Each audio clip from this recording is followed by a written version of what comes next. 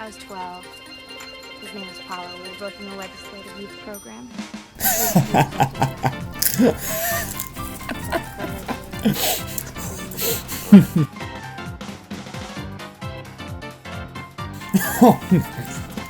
Grape.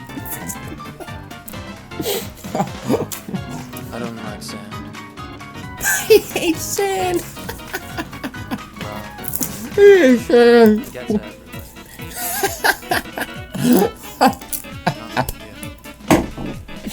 Oh, You're everything. man. I think that's enough of my daily dose of laughing in episode 2's romantic scenes for today.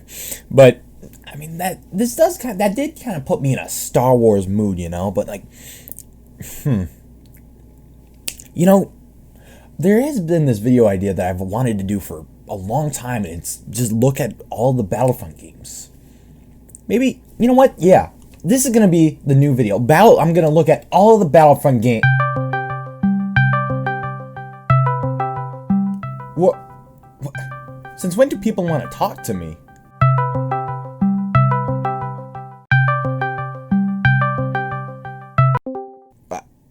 Alex? I heard you were going to look at all the Battlefront games. How did you hear? How did you? I want in.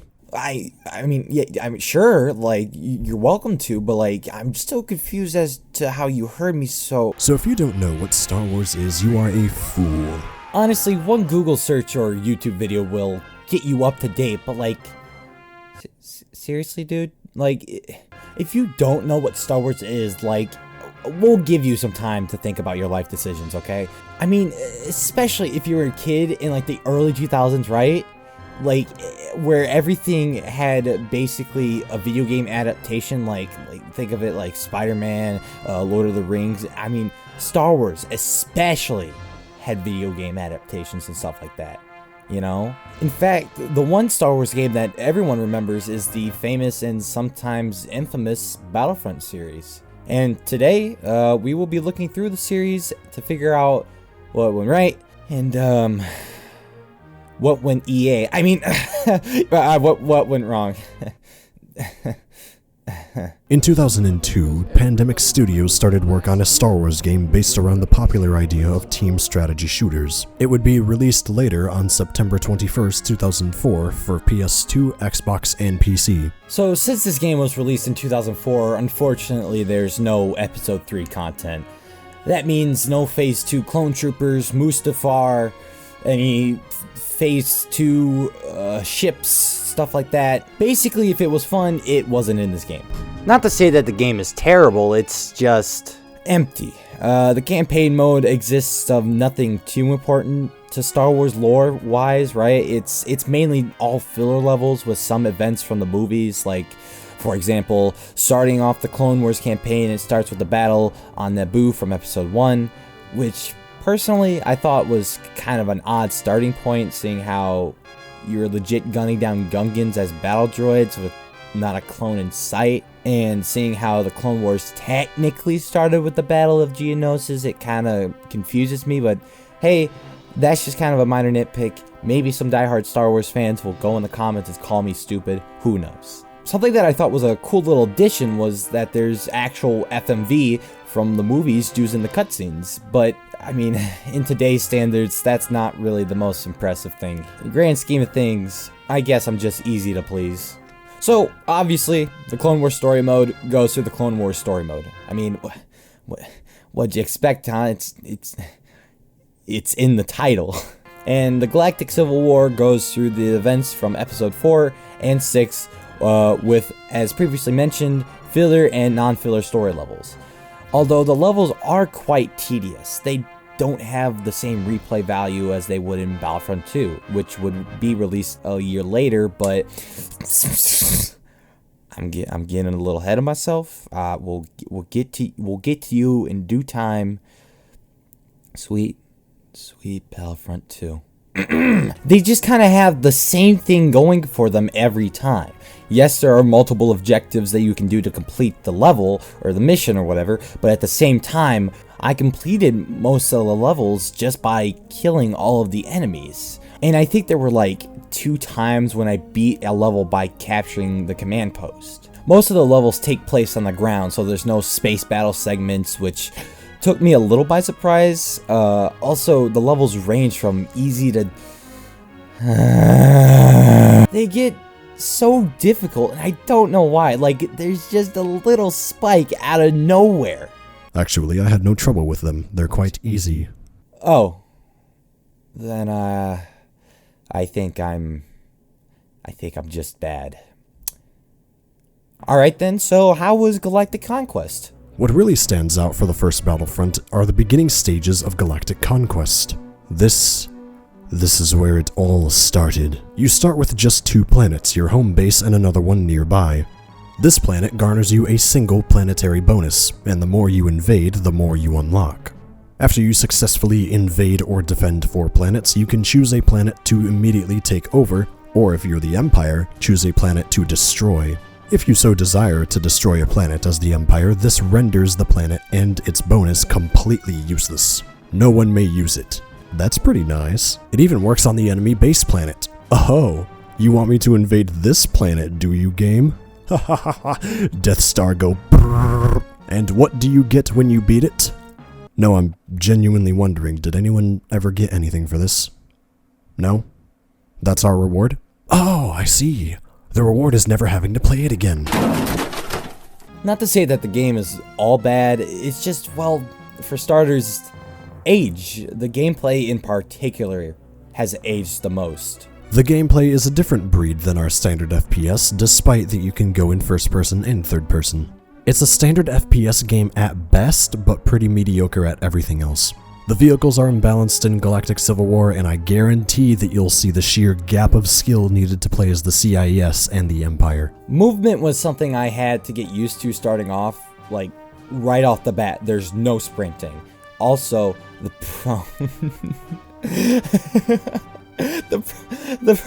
prone, it's like the funniest shit to me. I don't know why. Every time I see it, I just have to go, I have this song go through my head.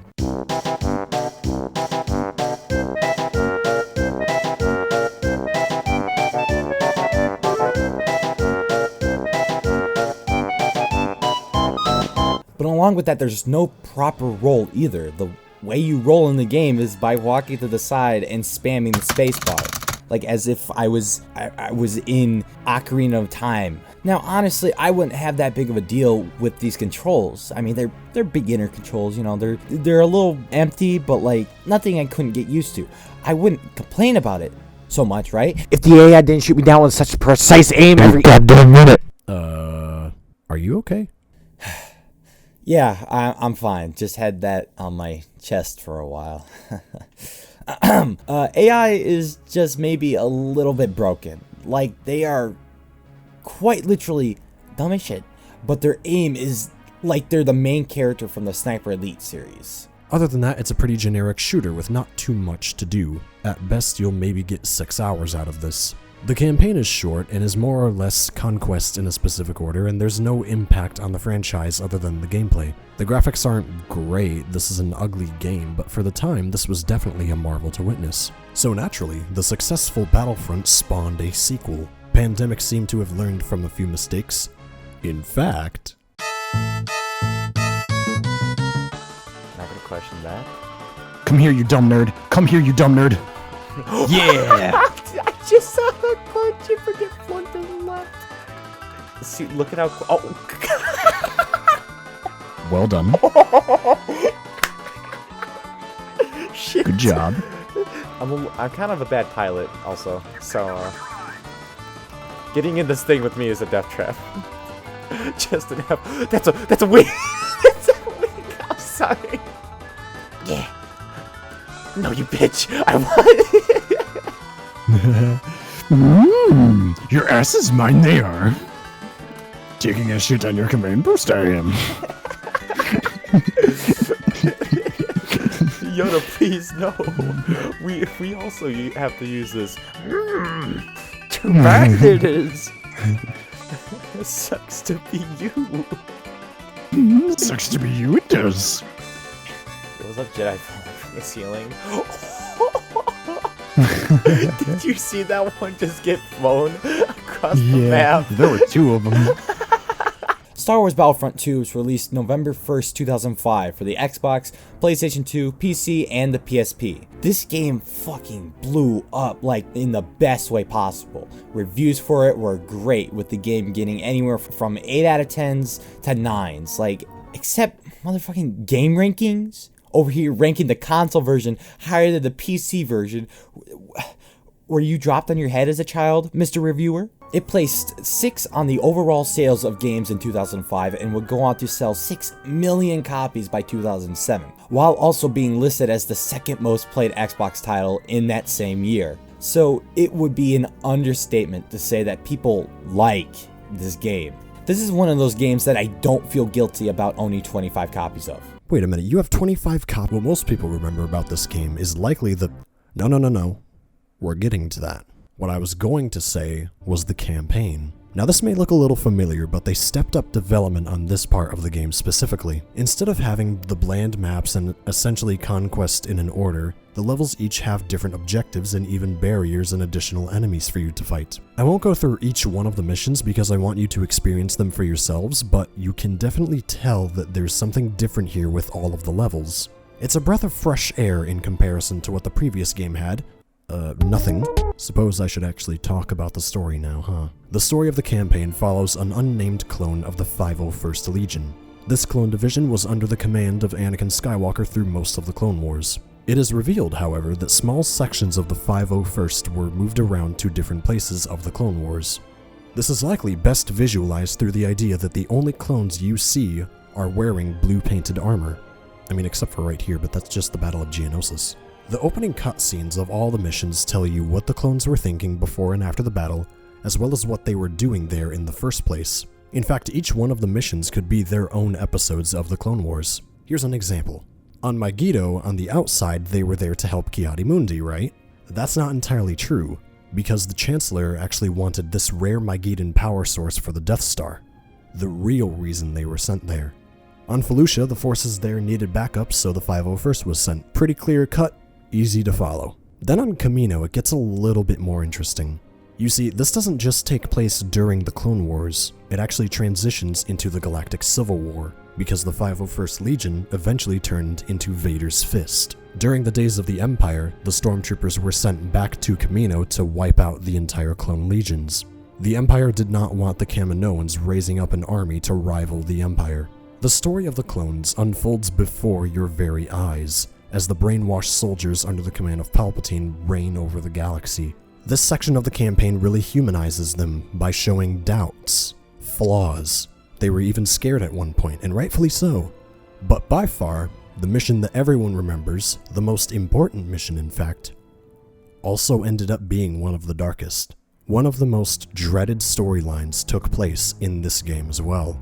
It wasn't kind of funny like in the Revenge of the Sith game, well until Obi-Wan got there. The Nightfall mission gave you a unique enemy to fight. One that you thought, hey, I'd be fighting alongside these guys, right? Well, no, actually. And if you don't know much about Star Wars, this one catches you completely by surprise. Because at first you think, oh hey, we're leaving Utapau now, it's time for our next mission. And then you realize, wait a minute, we're going to Coruscant? And then Tamura Morrison starts speaking. It's likely one of the most chilling speeches that's ever been given in the history of Star Wars, as this unnamed clone describes what everyone was thinking on the flight back to Coruscant. You start to wonder, am I playing the good guy? The campaign takes you through the story of Revenge of the Sith, A New Hope, and then the beginnings of The Empire Strikes Back. The final level, our finest hour, is a phenomenal final level. It is difficult. You're on a time crunch, and the Empire pulls out the big guns. 2 AT-ATs, and Darth Vader himself shows up. All in all, the story is great. If you lack the capacity to actually, play the games, then you should watch all the cutscenes online. You won't regret listening to the thoughts of the men of the 501st. So that's what you're dealing with, but how do you deal with it? The gameplay has been vastly improved from the first game. With the much needed addition of a sprint and roll button, they make the first game somewhat less playable in my opinion. The gameplay is a return to form from the previous game, but it expands on the classes. Not only do the other classes return from the previous game, but they all serve a significant purpose. Here's some examples as the clones. Troopers are anti-infantry, close and medium range, heavy is anti-tank, sharpshooter is long-range engagement and cover fire, engineers are support and close range, commanders are also support but hold objectives really well, and jet troopers cover long ranges. Each trooper has a specific role they can cover, and it all transfers to the other factions as well. Granted, a little bit out of order. But talking about things returning from the previous game, modes Instant Action and Galactic Conquest return once again, and like everything else in this game, they had been widely improved. But Instant Action is what I'm going to be talking about first, because it has gotten a huge uplift, with a bigger selection of planets to choose from, and reoccurring maps being given a bit of a redesign and made so much better. Like Geonosis from the first Battlefront game compared to this one, it's night and day. Day and night, the lonely stoner seems to freeze mine at night. At night. Oh, but it doesn't stop there. They've now added space battles to the selection by choosing a map that has space in the title, because it's literally in the goddamn title. Do I have to go over this again? You get to zoom around in your favorite selection of Star Wars ships. But wait, I'm still not done. Wow, I am really sounding like a car salesman right now. They added game modes: Capture the Flag, Hunt, Assault, which I will mention more about later on, and made one of the best changes to Conquest mode ever. Now, this feature is only specific to the PC release of the game, but entering Instant Action, you can go to the Conquest setting on the side of the map selects. You can change the amount of reinforcements and members per team. There are oh my god, crank both of them shits up to max, choose the map you like Hoth, and it's hands down the main reason to buy this game on PC, okay? Like, I'm not a liar, all right? And please call me a truther, okay? It's so good. But then when you think they can't crank the knob up any higher, on certain maps there's an XL mode where the team count goes from 32 to a fucking 100. Like, the other ports are great substitutes, but this right here makes the PC port the king of them all, okay? It's the high ruler. Another big selling point about this game is the ability to play as the heroes now. Yes, now you can play as beautiful Obi-Wan Kenobi on Mustafar taking down Darth Maul, and it is glorious. Heroes work a little differently in something like Conquest, as you have to earn points to be able to play as the map's specific character. And once you gain those points, a prompt will appear, and like that, you're the hero. Or, you know, the villain, but whatever. But as the hero, your health slowly depletes, and the way you keep it up is by slaughtering enemies. Probably slaughtering sounds way more gruesome. However, there is a new mode that I mentioned earlier called Assault, and this is only specific to one map, Mos Eisley. Assault is heroes versus villains mode with just multiple Anakins, Lukes, and Jango Fett's and more running around the level getting kills, and it's so much fun. You don't even have to worry about the health factor, you know, coming in. You got normal health rules like in every other mode. You'd have to be a complete idiot to not think that this would be at the top of mine and Alex's list of best Star Wars games, okay? Everything about it is just perfect. From the content within the game, the controls, like, everything about it is just so nicely compiled into this first and third person shooter combination. They actually made a good Star Wars game. And then Disney and EA shat all over it. Okay, so we all saw the Walker leg come down in the snow, right? We all saw that trailer? Okay, good, remember that. Actually, don't remember it because I'm going to spell out to you why this is a terrible trailer. EA has a reputation, and it's that they are better at marketing their games than actually making the damn games. Who the fuck playtested this and said, yes, very nice, worth $60. Okay, don't get me wrong, it sure is pretty and sounds great. However, I say the same things about the sequel movies, so you can take that how you will. Now this is where the fun begins. The gunplay is fine, I guess. It introduces overheating and a cooling system. Basically, fire too much and you burn your hand, however the fuck that works. You cannot fire during this. That's kind of neat. What sucks about this game is literally everything else. I dare you to defend the following segment. I triple dog dare you. Why in the world did they stick to just the original trilogy, with no new story, a handful of ridiculous powerful guns, these stupid pickups, these stupid charges and star cards, pitiful customization, and a season pass that was a complete mystery until the Outer Rim announcement? Are you fucking kidding? You have a season pass planned, and told us nothing until a pack was released. What was worse was that EA and DICE teased more Saber heroes and failed to deliver on that promise. Man, I hope they learned from their mistakes from that. I do not remember a single redeeming factor other than maybe Bespin and maybe Walker Assault. Literally everything else is the worst excuse of a AAA game that should exist. If anything, this was a glorified tech demo that shouldn't even have passed alpha stages. I hope they are embarrassed of what they did here. This is atrocious. But there is offline content, right, Alex? Right? No. We do not speak of that. We will not acknowledge the scum-sucking, bullshittiest offline mode I have ever seen. This atrocity will not go unnoticed, and we certainly will not forgive the betrayal we all felt that day. It was cool for a match, and that is all. The survival was garbage, and at times hard as nails. The offline battles required you to cheese through all of them instead of, actual skill. The training mode was worse than this. It was a waste of my time. A waste of the time for the 14 million people who bought it, and the stockholders, as we shall see later. Do not mistake this short amount of time I have spent talking on this game as mercy. There is much more that I would gladly rant about, but this video would take 2 years to write. It is a grain of salt compared to the sheer amount of rage I have felt for this series beforehand. This mistake. This stain that will forever be on Star Wars gaming history. This is disgusting. This is atrocious. This should not exist, and I want to throw up, and the only reason I am not right now is because I have the will to hold it all in. If you think for a minute, yes, this looks like a good game to buy, no. Do not buy this stinking pile of dog shit. There should be no question in your mind for how I feel about this. There isn't a word for how angry I am at it. Holy shit, Alex, you ranted about Battlefront EA for like 3 minutes and 38 seconds. Holy shit. Are you okay? Yeah. I'm not crying, you are. So, you reckoned that they would learn from their mistakes, right? To a degree, yes. Eventually. Battlefront 2 2017 launched marketing the hell out of the campaign that heavily features an Imperial perspective. So how does that go? Turns out pretty awfully.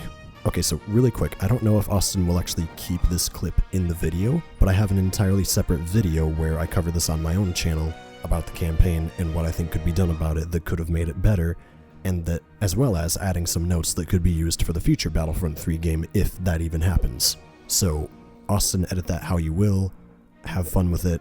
If it doesn't make it in, I don't mind. Instead of being an interesting character, Iden Versio, Special Forces for the Empire, just clicks the Switch Teams button. And the rebels just believe in second chances, I guess, after she butchered an entire fleet of rebels in the previous missions. Yeah, we're just gonna forget about that, okay? Okay, cool. Nice. Welcome to the family, son. I have a dramatic recreation of what should have happened right here. But mentioning the launch of this game, oh my god.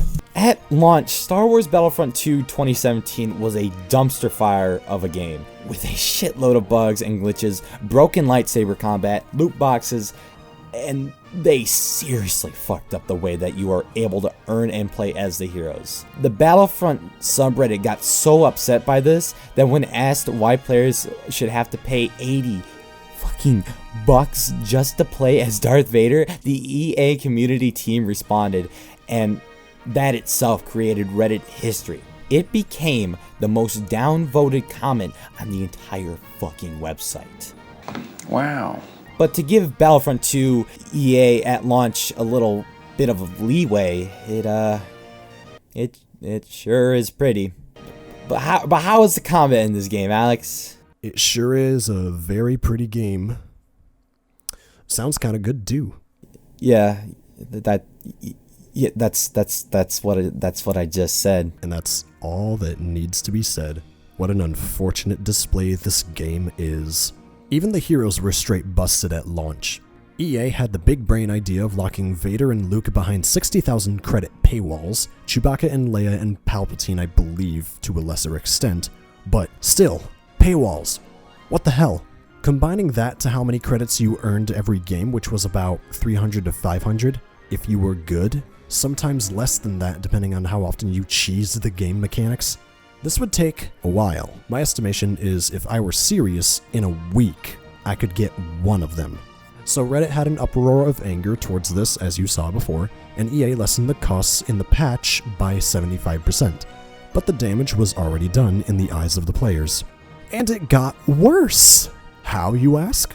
It was very clear that the way you rank up in the game was in fact also pay to win. The way you actually ranked up through these games with different characters, classes, ships, even vehicles, were by getting random loot drops from loot boxes. This went on for nearly long enough to drop EA's stocks almost entirely. The community manager kinda sucked too and never gave us any positive messages, ever. Later on, Ben WALKE the God was made community manager and gave us hope again. So if you are watching this, Ben WALKE, thank you on behalf of all of the Battlefront 2 community. We love you, and we hope you're doing well. DICE and EA finally made good content and removed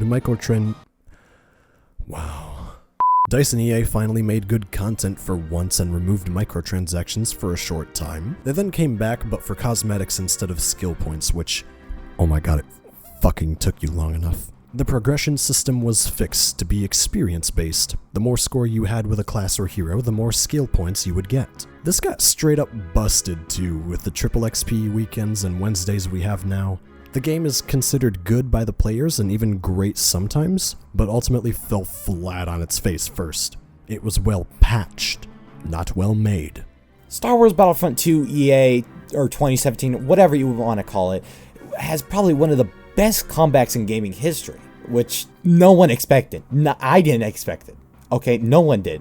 Like, this game went from dumpster fire material that was in full 1080 60 frames per second to a decent 8 out of 10 at 1080 60 frames per second. Now, gameplay wise, it plays really smoothly, especially on PC. The characters all run and control great, and the game modes are all fun and entertaining too. The Heroes vs. Villain mode comes back from Battlefront 2 Classic, and it is a lot of fun.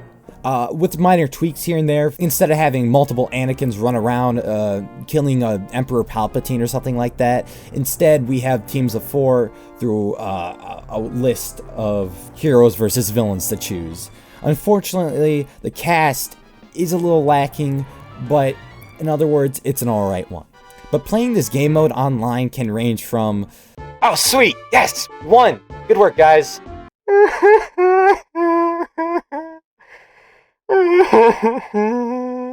Other modes like co-op missions is a nice addition, instant action returns. They even edited this little Heroes vs. Villains thing where it's just called Hero Showdown, and it's basically you and a friend and another team of 2 go against each other, and it's actually it's a lot of fun. Like, you'll have it sometimes where you'll have like an Obi-Wan or a General Grievous or something like that, and they'll just like separate off to the side while meanwhile you and your the enemy's teammate just sit off to the sidelines looking on us like it's a game of Sparta or something. It's fun. But none of these game modes compare to fucking Ewok Hunt. Ewok Hunt is the scariest thing I have ever experienced in my life, and I've only been here for 17 years. You have 2 teams, the Ewoks and the Empire. Playing as the Ewoks, you have to hunt down the stormtroopers and kill them in the deep depths of the Endor forest. But meanwhile, playing the Empire side, it's like playing Slender with no notes, and you're just being chased by tiny little furry animals. Everything around you is dark. Oh, what was that? You were hoping that you'd be able to see?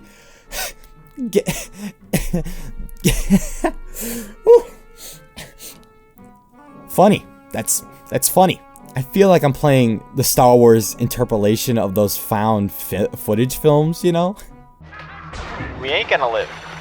No, that's fine, we're gonna live. No, I'm dead. Okay, I'm gonna be honest with you, it's not that scary.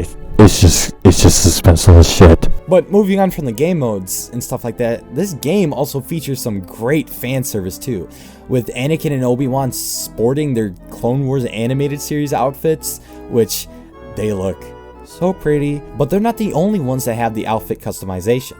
Almost every other character in this game does, from Darth Maul to Assault characters. You can choose their appearance. Like, you and your boys can all go in as the 501st, and it's so great. Also, still speaking of customization, you can customize weapons based on their classes, get these boost cards that boost certain things, like maybe if you kill blah blah blah amount of enemies, you can get more health or whatever. And you can unlock these by playing as specific classes more and more, or playing as specific heroes more and more. Me and Alex are basically just skimming over what's in this game, but Alex has made a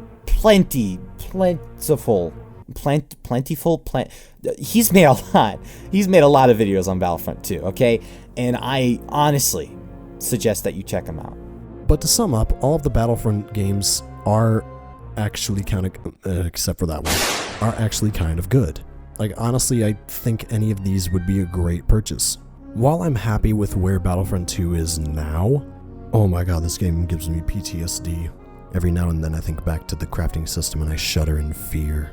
There's nothing scarier than having to pull out my wallet for more game content. So that was all the Battlefront games. How do you feel after this experience, Alex? Like I attended my own funeral. Yeah, that I do feel like that's the best way to describe the Battlefront series. It started off with a real successful life, and then was thrown into the wrong hands, didn't know what to do until EA came along, and then fucked it up some more for a few years. Until we reached the peak of Battlefront 2, where the game had a surprisingly alright comeback. But I do just pray to God that if EA does decide to make a Battlefront 3, since they just stopped supporting Battlefront 2. Actually, so while editing this video, they released a little patch for the game, actually. So I guess they're not done supporting it. I don't know. Fucking DICE, EA, please make up your goddamn minds. Please. Please. But if they do make a Battlefront 3, right? I pray to God that it's good.